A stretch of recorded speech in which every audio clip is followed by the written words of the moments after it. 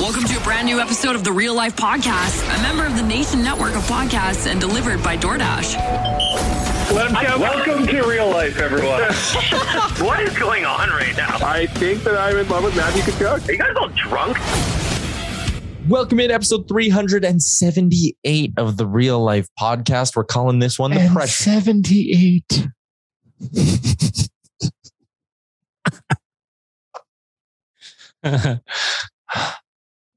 Go on. I don't want to. Brought to you by the HGA Group. We love them very much. Yes, Here to make your business better. The HGA Group. It had the inflection as if you were calling out a score in darts. I suppose. Sure. That's what I picked. Liam should have been all over that. I would love to go see darts. It's my culture. Nation vacation to watch a. Yeah, and I'm gonna buy a big fucking banana costume to wear while I'm there. Oh yeah, you got it. It's let's make a deal meets sporting venue. Oh, it'd be the best. I'd be super excited to go see darts. Yeah, you talk about that a lot, though. I know you are very open about your love of darts. Big really dark guy. I play hockey twice a week in the morning at 6:30, which is irrelevant, really. And one of the goalies is a big dark guy. All he talks about is darts. And you get in there, especially in the morning. It's like live. Well, not live, but it is live. He's watching live darts in the UK 8 hours later. So we get in the room. He's watching it. He's got a dart tattoo on his arm. This guy is dark guy. He's a dark guy, but like an actual dark guy. Like actual dark guy. Doesn't smoke. No, really just about the real darts. Yeah. In Los Angeles, I could have also called myself dark guy. You were a dark guy. Yeah. Trip darts don't count though. No, everybody knows that. Trip darts don't count. Yep. Wanye, how you feeling? Emotionally? Yeah. Well, I'm still confident. I don't think beating LA 2 games in a row is the tall order Twitter's making it out to be. That's what I don't understand too. Like the Oilers have won 2 games in a row multiple times throughout the season. Like this isn't a major thing. Yes. No, LA's not even good. Yes, the Oilers need to figure out a way to make it happen, but I don't think this is insurmountable. This isn't like they're down by 3 games against Colorado and you're like, well, let's fucking ride. This is a situation where unfortunately the Oilers put themselves.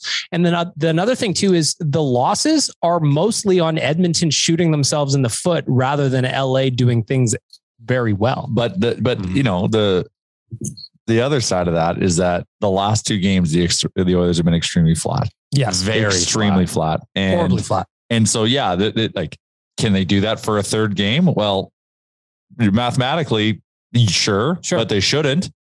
You think this would be a wake-up call? 3 games in a row all season? Well, I guess the one December terrible times back to back. They lost 3 games in a row 5 times this year. Well, they did like a 15-game losing streak. Yeah, they had that one stretch there. Where right. But like cutting that out. It's not as though we're in the habit of losing 3 games in a row, except for December of death. No. But there's, like I said, there's right to be concerned in the sense of if the Oilers are going to play the way they have been the last 2 games, then that's a concern. But if they play like they did the 2 games before that, which they have, and they actually play their game, you know, it's right. It is totally fine to feel nervous, but like they should win this hockey game. Like they are the better team. And that's what the frustrating thing with this is that they are the better team. And for some reason, that game to OT was a win in itself in my mind. Like, yes, it's not a win, obviously, but like they played well. They came back. They overcame two goal deficits in there. Well, they played well for 10 minutes. Well, and it was McDavid and Draisaitl. Well, and that's the thing too, is like, let's give us a full 60. Let's try that. Even a 40 of 60. You might even like it. You might even like it.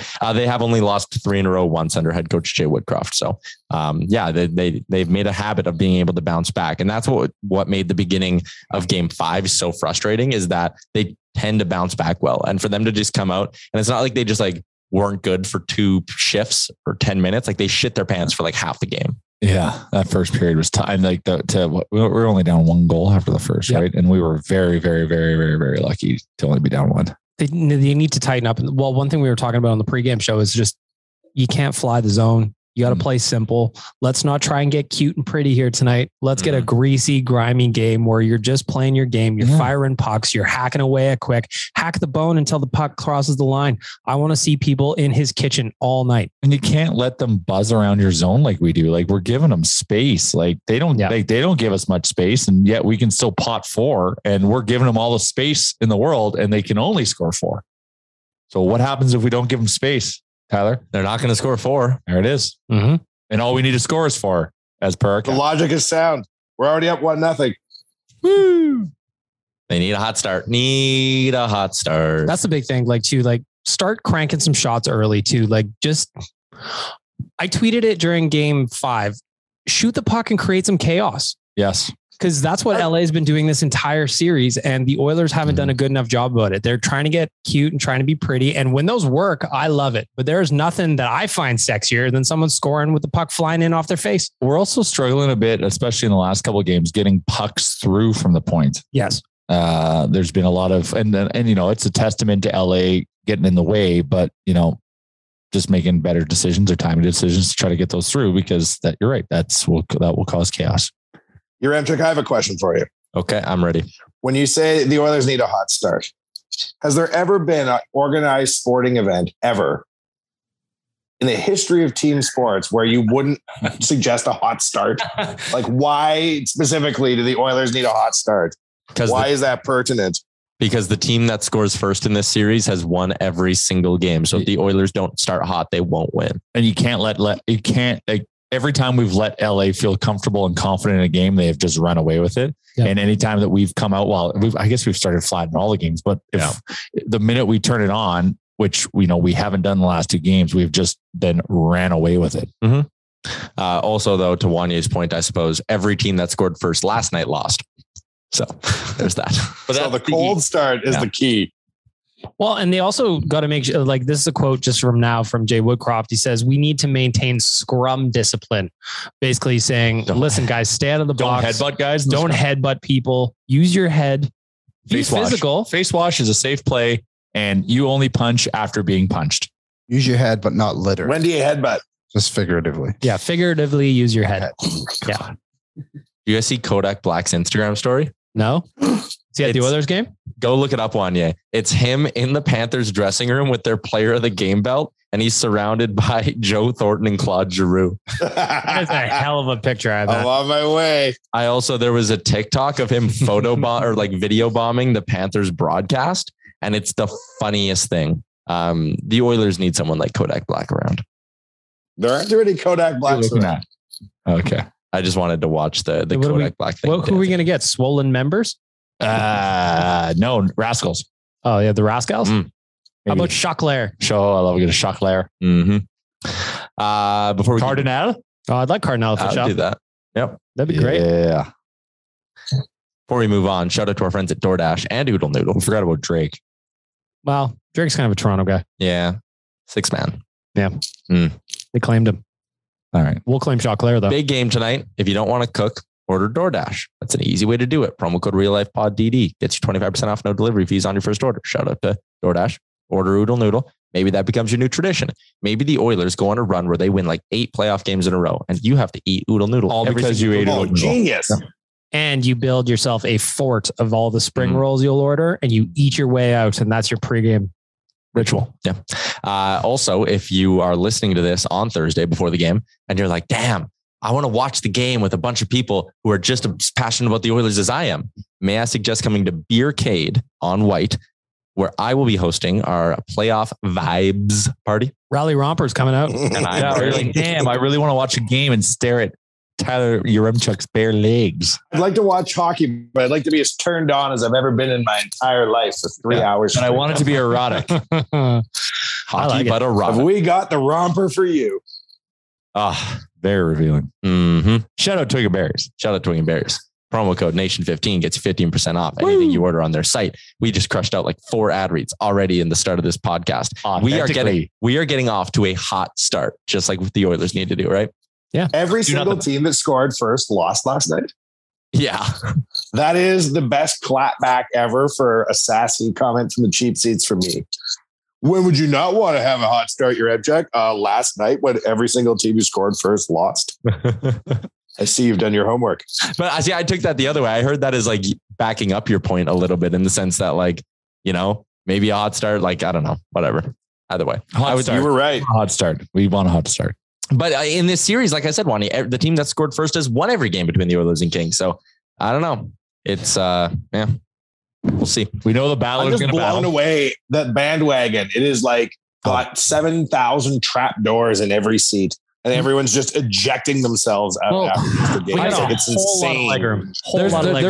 But there's a lot of trauma there. In the last two games, the Oilers have been so flat that they're just like convincingly want to show people they don't want to win this. The last two games. So there's takes that are bugging me though. One, people jumping down Jay Woodcroft's throat. Like, listen, don't do that. I did patience. Him starting Kulak and Keith in overtime. Weird. No sense. Nope. It was weird, but he did it. And it cost him. And he owned it. But it's not just them. Like the three forwards on the ice also sucked. Like we had no effort or energy.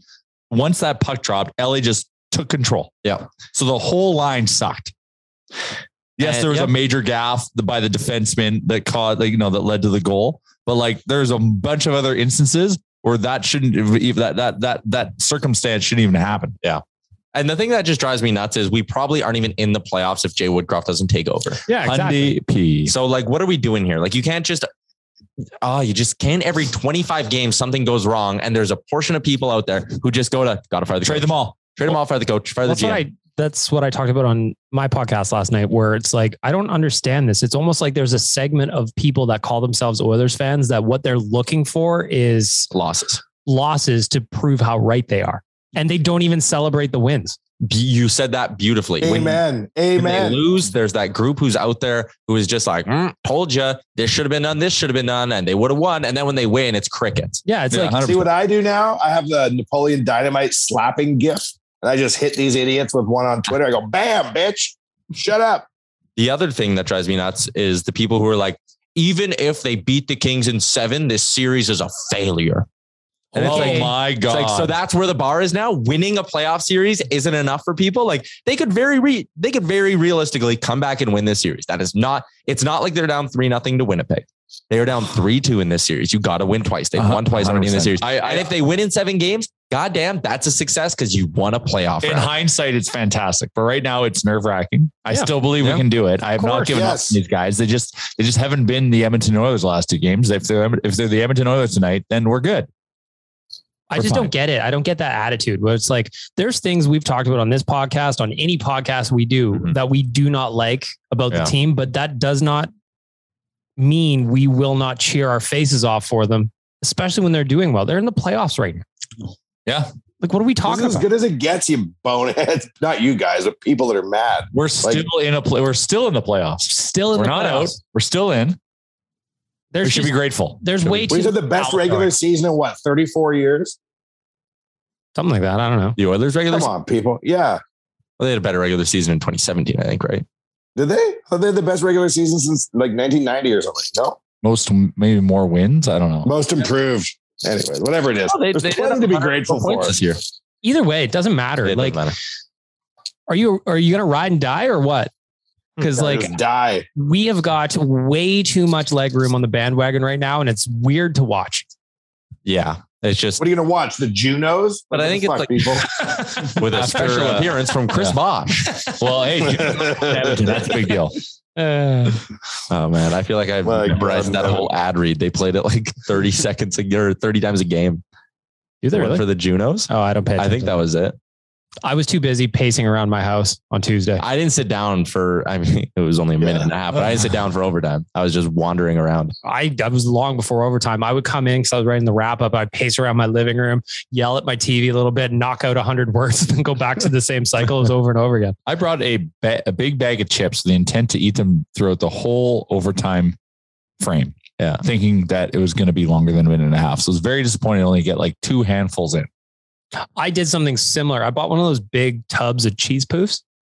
Did you use your Nexus card to acquire said poofs? I wish I had one, but unfortunately I have to fly down like the rest of the plebs.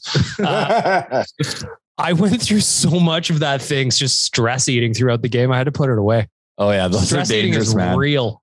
I had 4 bananas. Oh, that's a lot of potassium. Let's keeping it tight. Wait, are you seriously? Bananas also make you sleepy. Are you tired? I was 4 bananas. just saw them. And What on earth is going on? in your That's house? a good stress eating thing. yeah, at least it was healthy. Back to cheese poofs. Yeah. They are just as chemically constructed Yeah. as a Bud Light hard soda. Oh, 100%. For the record. Oh, absolutely. I was so stressed out. I had 11 artichokes.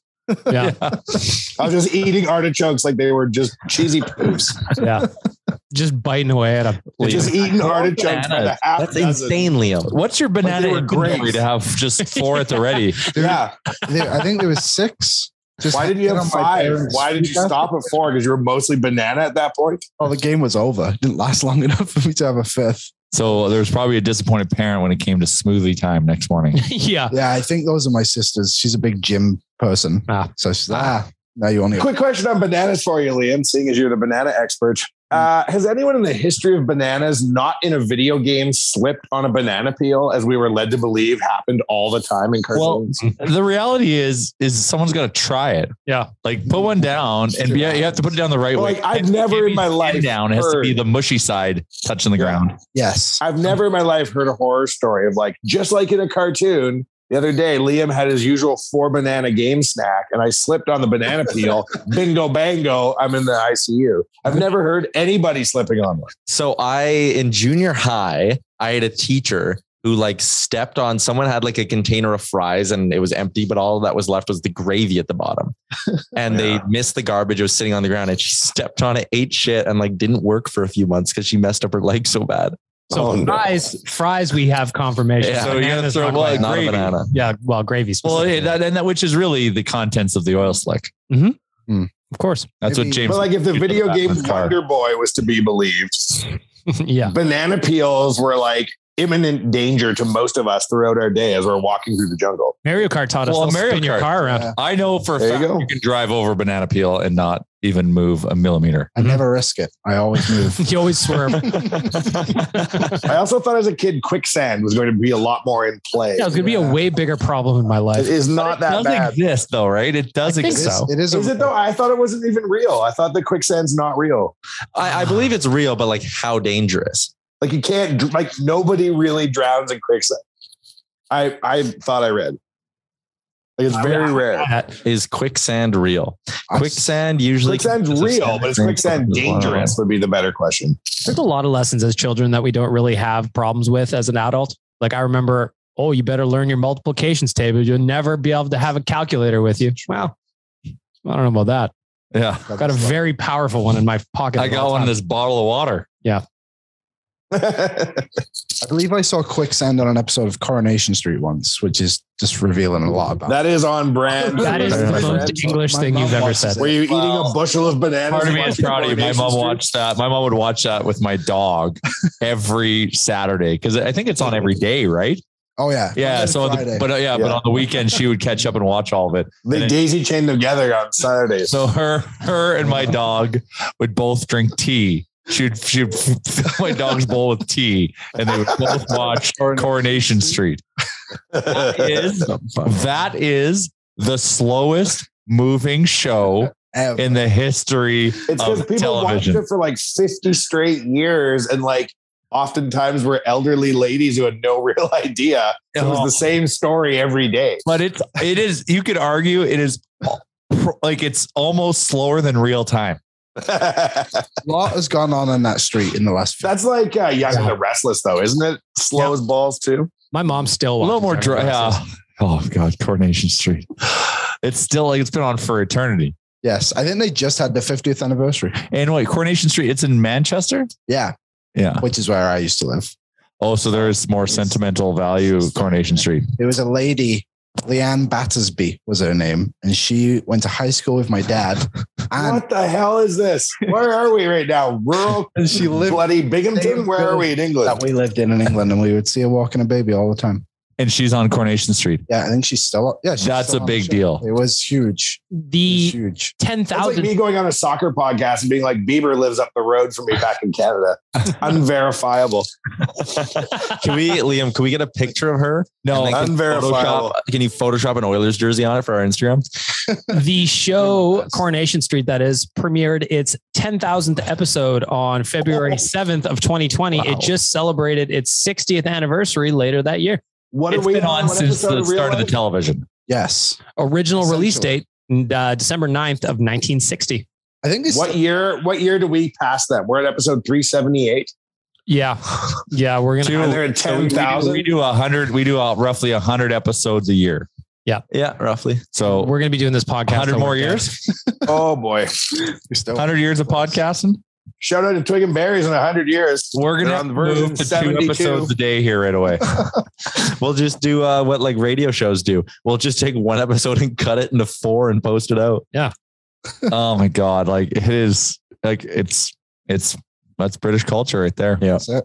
So many of them. EastEnders. EastEnders. Yeah. I was big into the In-Betweeners. In-Betweeners was the best I show love ever. that was show. classic. So good. It's a good one. Which one though? The British one or the one they tried to do in No, the that one was States? terrible. Yeah, I just did the British one. Okay, The British okay, one just was making sure. so good. Nigel. And the movies were So good. Yes, the movie was good. Yeah.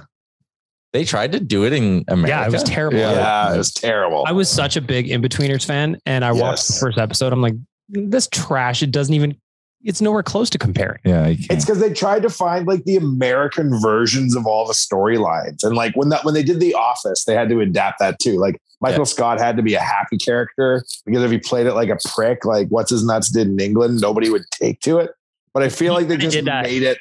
Well, Michael Scott's character was kind of like that in the pilot season, like that first season. Then they pivot him hard in the second season where he Didn't wasn't. test well. Yeah, he didn't do very well. The In-Betweeners for the States, it was like, I'm from Boston. No way, I'm from Maine. Wow, we'll be friends immediately. Like, what the fuck is this? Yeah. Nobody was a loser in the American In-Betweeners. The British one, everyone's like a loser. That's the fun of it, right? And they were all fun. American one was like 90210. Like everyone was cool.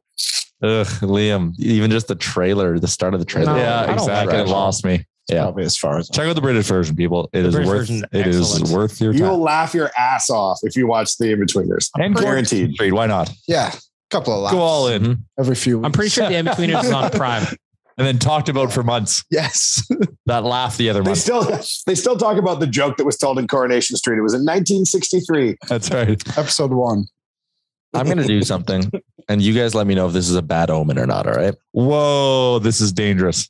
We have a new sponsor of the show and the network. Okay. Cattail Crossing golf course just north of Edmonton. So far, so good. If you're looking to hit the links this summer, that's your new spot. And I even heard they have an Oilers Nation cart potentially. They're wrapping Ooh, a cart. that's cool. They have got Really? a phenomenal clubhouse. They've gone and food. revamped in the clubhouse and the food and it's like a straight up awesome bar. Yeah.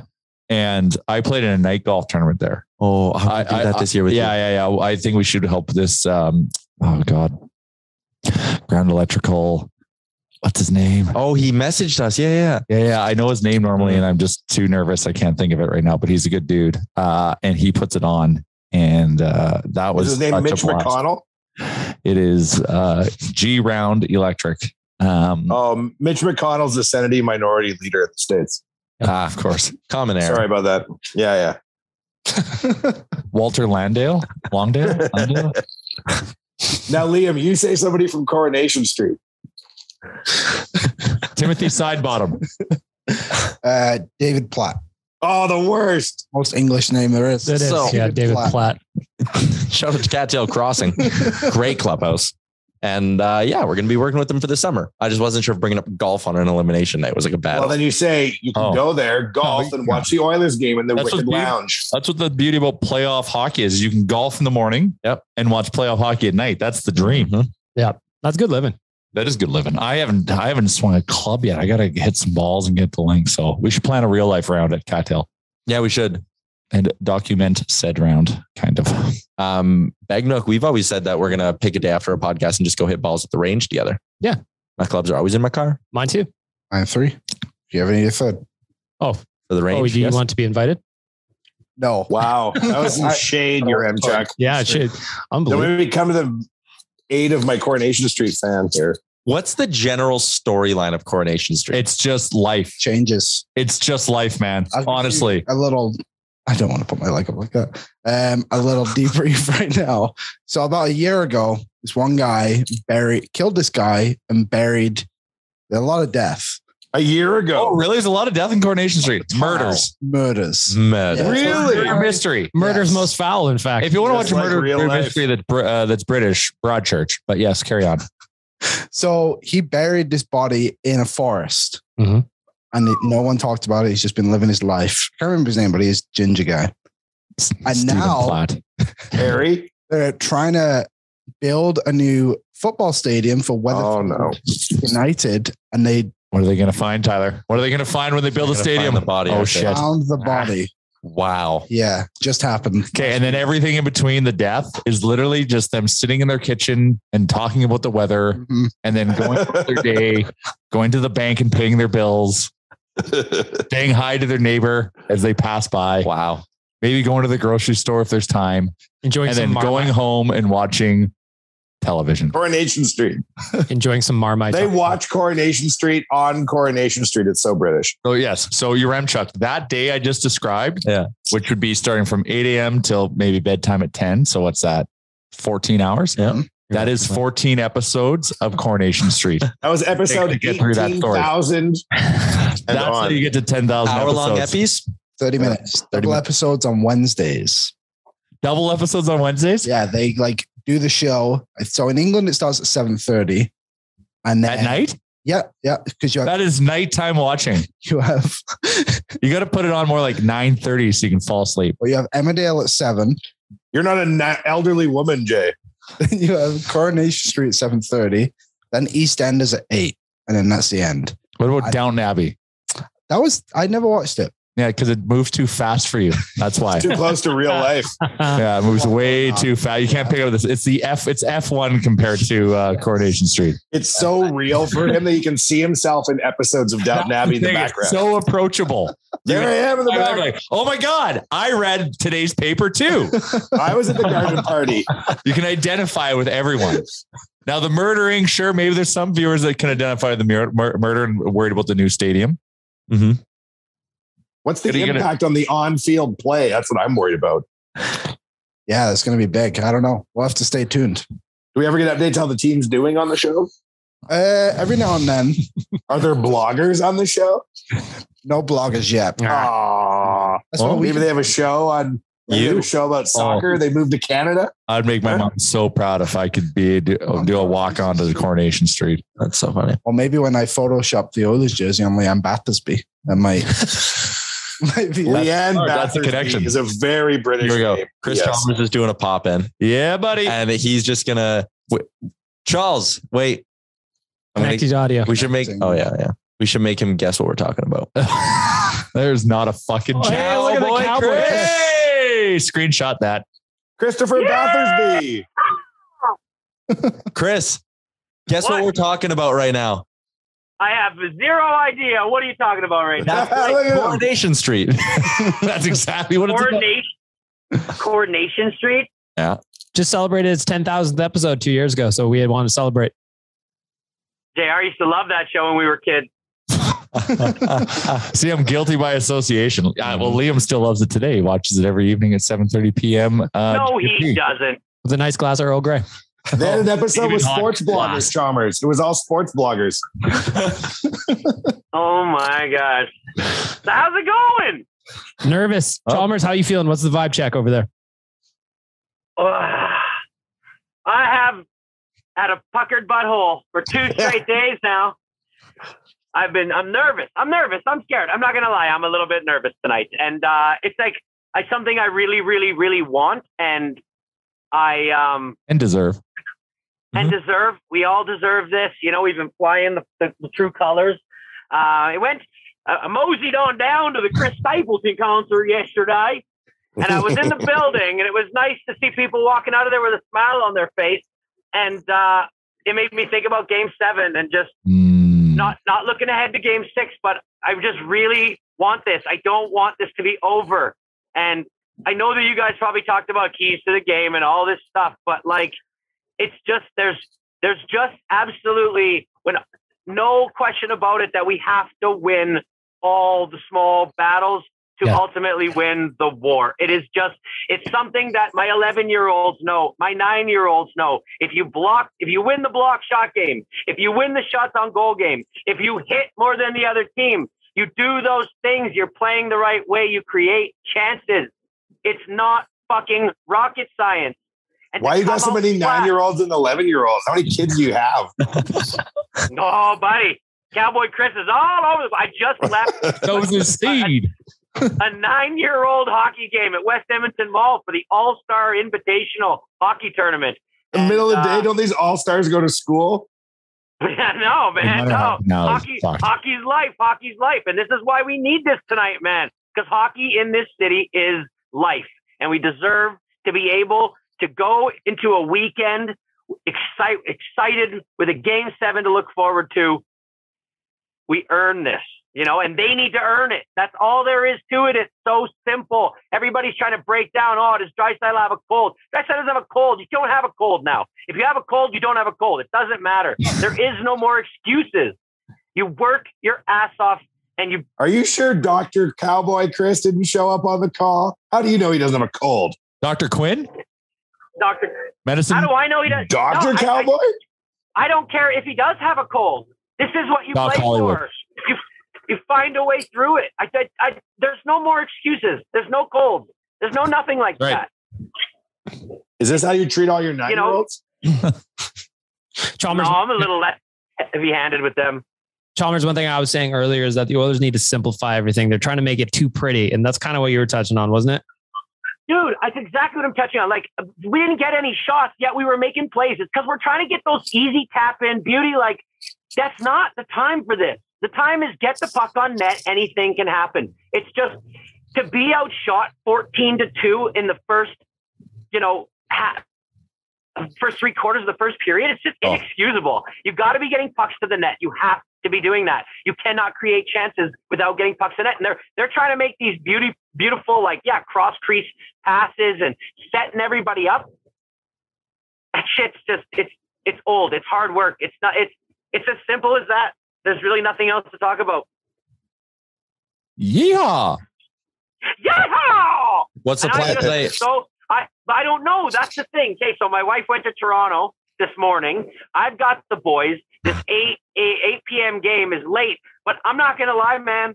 My basement has zero mojo right now. Every game that we've lost, I've watched it in there. The games that we've won, I've watched at a friend's house and in the building. Last series, I watched all 4 games against Winnipeg in that basement. I am not doing it. Burn your basement. I'm getting out. Flood I know, but I know Tyler to flood it. Yeah. Give him 2 burritos. Yes. Yeah. 2 burritos and a Wordle. He'll flood your basement for you. So yeah, I don't even care about what time these kids stay up till tonight. I don't even care about whether or not they're tired for school. Hell, they might not even go to fucking school. I don't care anymore. Woo! This is all there is. Hockey is life. We need this. What are you guys doing for it? I know Beercade is the watch party at the Beercade. I'm wearing my romper. Rally romper. Your romp chuck in full effect. Rex in effect. I'm busting out the signed Nuge jersey tonight. I was going to frame it, but it needs to come out. Well, frame it after the win, man. Yep. Beercade is going to be bumping tonight, and I will personally make sure of that. Beercade allow kids? Do they have a room in the back I can pull my kids in? Yes. No. I'm thinking of IKEA.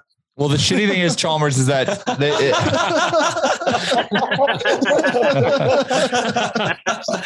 very true. Oh, yeah. Okay. I might just leave them at home by themselves. Shit, come to beer. Get a sitter. Because what I'm doing is not where I wish I could get a sitter, but everybody's busy. Chalmers, I want to ask your opinion on something. What do you think? Look, it's a me problem. It's a me thing. What do you think about the Oilers fans, quote unquote, that are already thrown in the towel? There's still plenty of runway left here. Don't come back. Don't come back when they win this game tonight. Yes, don't come back. Yes. If you're saying that these guys are done and you're throwing in the towel, we haven't really talked because you guys were in LA and all that. We haven't done a podcast, but after game one, I said, it's one game. I put out a tweet. I rarely ever put out a tweet. And this tweet got tons of traction because a bunch of people, for the first time ever, people were fighting in Menchie's. Shit. Yeah, man. And it was basically, if you are getting on Smith right now, if you're piling on this morning, I saw that. You are part of the problem. And listen, if you're off the bandwagon right now and you just want to be a negative piece of shit that doesn't have any more hope for the Oilers, then we don't need you. We don't need that bullshit around this team. We don't need that around these fans. Press some buttons on the machine bag milk. Press some buttons on the little machine there. The Hit some shit. Pew, pew, pew. Hit some shit. Yes. We need all the positivity going into tonight.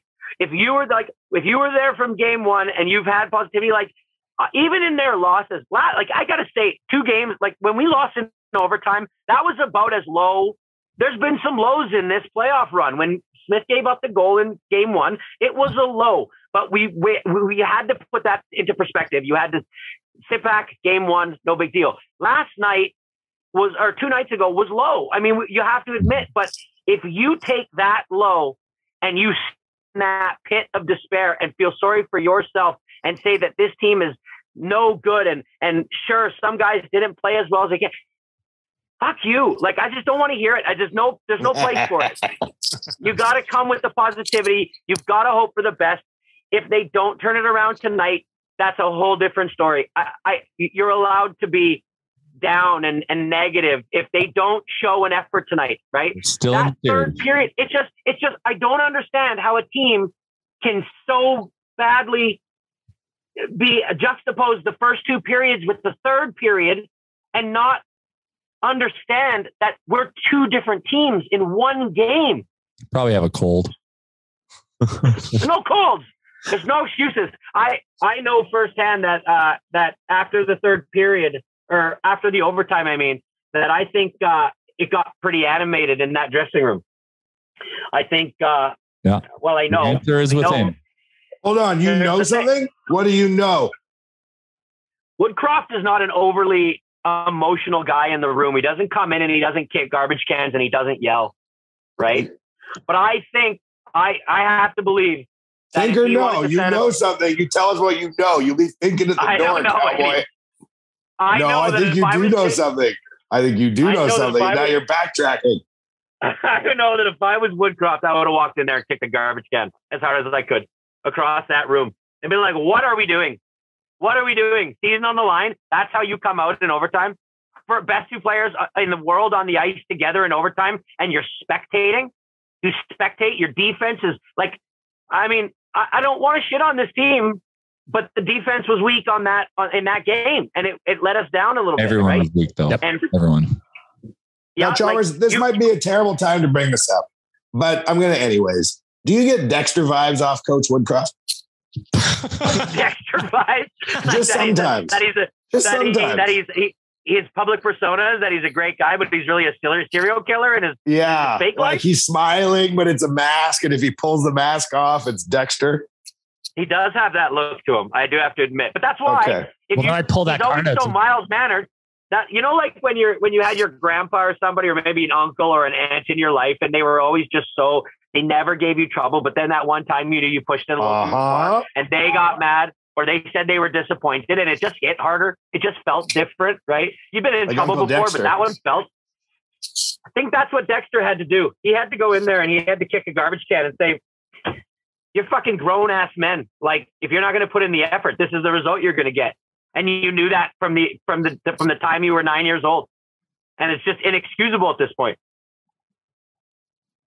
But I don't know. I feel like Coach Woodcroft is super positive and super smiley and super great, but I could also see him covered in blood in a room full of plastic sheets.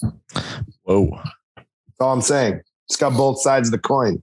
I'm saying. I just so badly want to keep talking about the Oilers, and I want to keep watching the Oilers.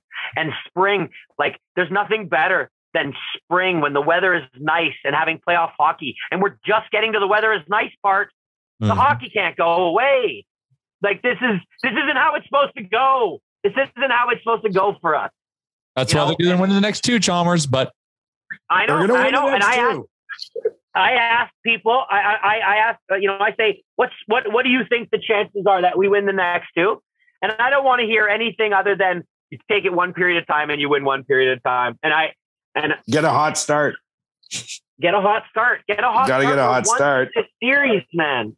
And then one series. And not that hot start where you come out and you're running around like you saw that the structure in game 2 just wasn't there in the first because they come out, they're all amped. It was the same in game 1. It's like a I don't want to say we use the word pandemic, but it's like a fault of this team is they think that being ramped up is going out there and just running around. And the fact is they lose their structure when they play like that. Just chipping it off the boards and like to a guy who's just standing still. That's not the Oilers game. You see the way that Florida has played, that Washington has taken them out of their game. Florida is playing the game that Washington wants them to play. Well, we are playing the game that LA wants us to play right now for more periods than we're playing the game we want to play. The game that suits us the best, which is the game we played in game 2 for the second and third period and the game we played in game 5 for the third period. That's the Oilers hockey that is the ones that's going to win us the next 2 games. And we need to at least see 5 of 6 periods exactly like that for this to happen. I love this version of Cowboy Chris. You are fired up. I'm fired up. I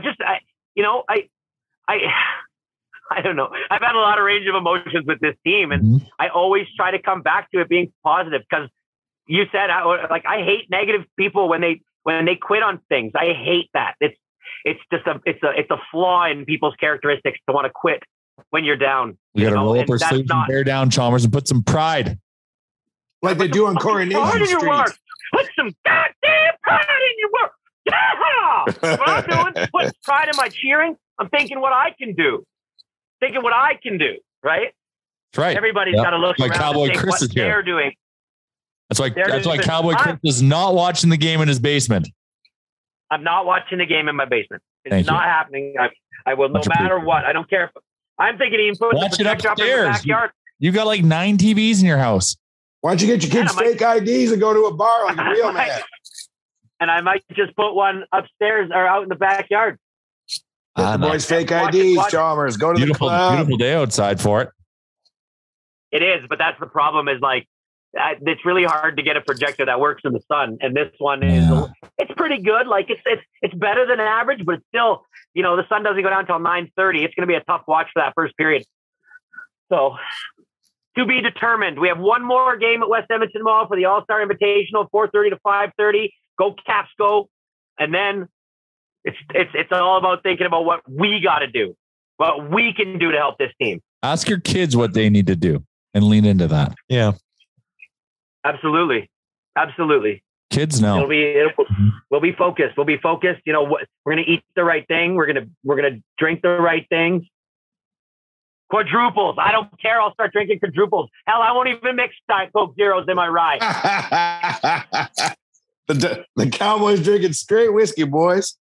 Straight whiskey, Tennessee whiskey, like my boy Chris Stapleton. With all his 11s and was his 11-year-olds, his 9-year-olds. Yeah. Drunk as sin. Must be playoffs. Yeah. I don't know. Anyways, that's my view on the game, man. Let's put the positive vibes out into the atmosphere, and I'm not a celestial person. Or what are they called? People that like the stars and think that the stars align and putting good vibes into the astrology. Universe. They're not astronomers, but they're like, they're I don't even know the word. Like Ricky Williams. Spiritual. Ricky Williams. Astrology. Spiritual. Signed to Master P. I'm putting some positive vibes up in that universe today, boy. I'm gonna do it. Not positivity. Yeah. That was good. What else do you want to talk about? I want to talk about another new partner we're welcoming to the show. Vroom, vroom. When you think of Connor McDavid and Leon Draisaitl, the first word that comes to my mind is luxury. And fast. Interesting. Our friends at Alfa Romeo of Edmonton are luxurious and they are fast. And we're excited to welcome them on as a sponsor of the podcast. We're going to be doing some cool stuff with them over the next little bit here. And that is peak luxury. I know you guys are also F1 boys on this pod. I am well documented, big Valtteri Bottas fan. Ultimate teammate who drives for Alfa Romeo. So maybe we do this. It's the Alfa Romeo F1 report. How's Alfa Romeo been doing in F1? AlphaTauri. You know what? They're doing okay because Valtteri Bottas is in top 5, right? In the rankings. Yeah. He's above George Russell in the driver rankings, which for Alfa Romeo is amazing. Is he above Russell? Don't you dare question Valtteri. What? I love that you guys call him the best teammate because he really is. But man, he is the ultimate teammate, man. That guy, he really is. That guy probably could have won the drivers' championship a couple seasons if he wasn't so friendly. So when you saw that F1 race in Miami and you saw the picture of Tom Brady, Michael Jordan, and David Beckham, and then they were having it with Lewis Hamilton, in your mind, that should have been Valtteri Bottas, ultimate team guy? Well, no, you're talking about goats, and goats win championships. So but Lewis wouldn't have been anything. He's not the greatest of all time. He's the best of all time. He's a boat. He's a Scottie Pippen. He's the Rob Gronkowski. Yeah. And who is David Beckham? I don't even know. Wayne Rooney. Who is David Beckham's right-hand man? Good guy. Who are you talking about, Chalmers? Valtteri Flipula? Yeah, no. All right. Liam, am I correct? No. What? I saw a tweet today that Bottas above Russell. Bottas has 30 points in 8th. What? They had him in the top 5. And shenanigans. Russell has 59 points in 4th. You're in the wrong. You're Liam. Yeah, wrong. Liam. Anyway, shout out to our friends at Alfa Romeo of Edmonton. If you're looking to get yourself in a luxurious whip, you should go check them out and you should tell them the nation sent you. All right. Yes. All right. I'm trying to find out my Valtteri Bottas claim here. I'm trying to find out if the Oilers are going to win tonight. I'm nervous. I'm a ball of nerves. Yeah, you know what, man? It's good to be nervous because I said this on the pregame show. I wasn't nervous game 4 and 5. I was cocky actually. And that blew up in my face. So I showed up flat because I was overconfident. So now I'm nervous as shit. But I'm also nervous with excitement, and that's a good thing. Mm-hmm. And all I'm expecting tonight is just for the Edmonton Oilers to show up. That's all. Yeah. And they are the Edmonton Oilers. They do. If they do, they win. If they do, they win. 100%. Like handedly. They're a better team. Handedly. Yeah. 2,000%. And Chalmers, what do you think about Woodcroft loading up? He's going nuclear tonight to start the game at least. I saw that. You know, my first reaction and reaction of friends of mine is that that's the big red panic button, you know.